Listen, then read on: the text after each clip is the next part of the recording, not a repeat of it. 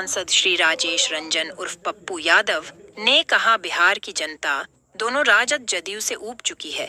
बिहार में महागठबंधन के जो घटक हैं, आरजेडी, वो आज भी युवराज और राजा की तरह काम करते हैं।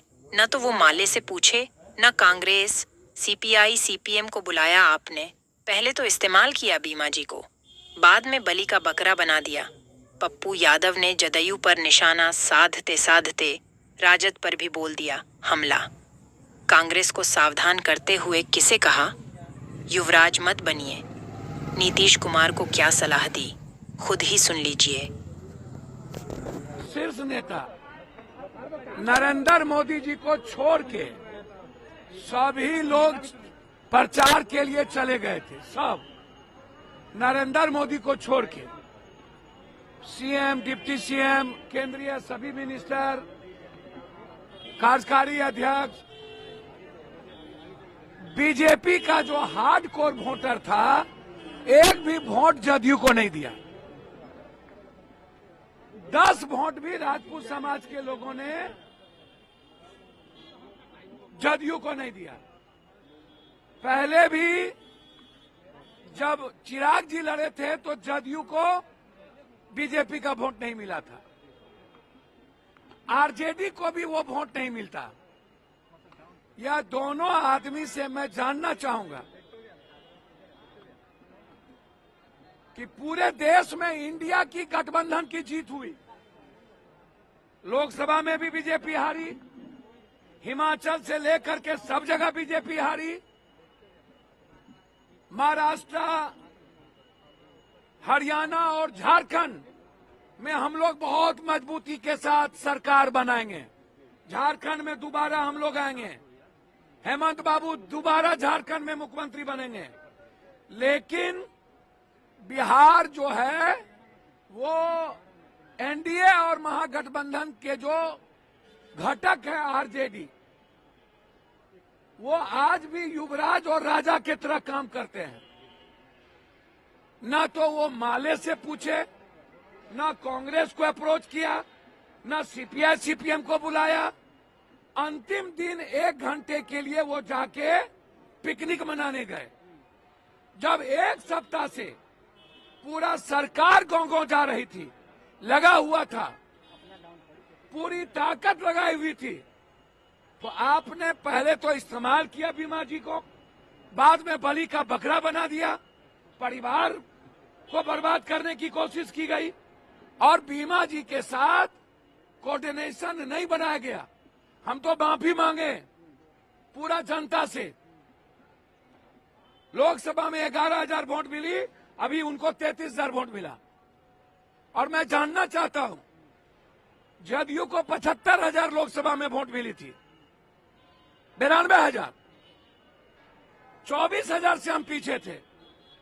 हम जानना चाहते हैं कि जदयू का वो वोट किसने शिफ्ट किया चालाकी से निर्दलीय के पक्ष में, और कौन लोग हैं इसके पीछे। पूरा का पूरा मैं कांग्रेस को सावधान करना चाहूंगा कि बचिए। बिहार की जनता दोनों आदमी से उब चुकी है, एक नया रास्ता ढूंढ रही है, और ये रास्ता कांग्रेस दे सकती है एक नए गठबंधन के साथ।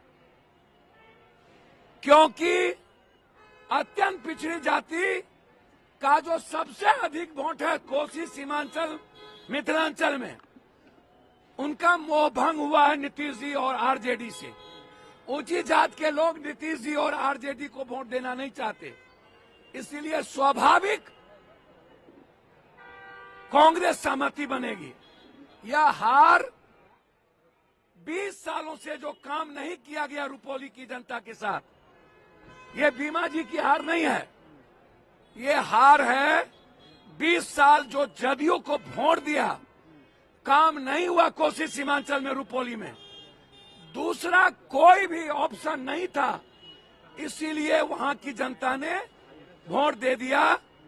और ये समझ लेने की जरूरत है, आने वाला पीढ़ी इन दोनों गठबंधन को नकारा है हर कीमत पर।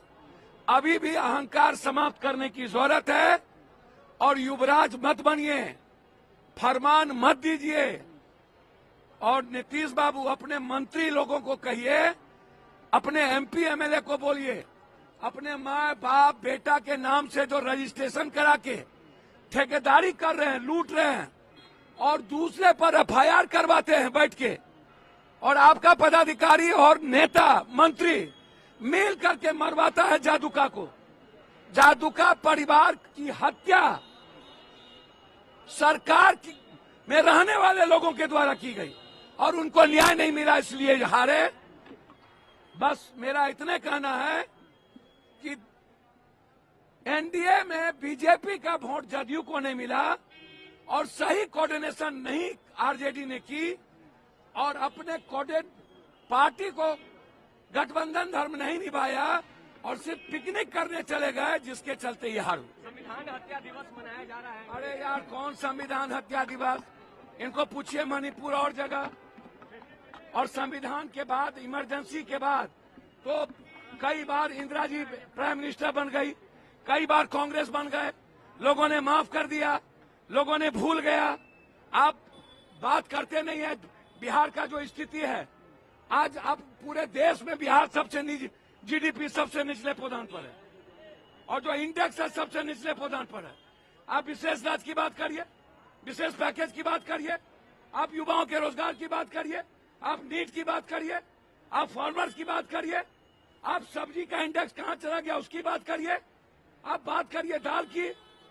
तो आप डाइवर्सिटी करने के लिए कब तक नफरत की राजनीति होगी? धन्यवाद।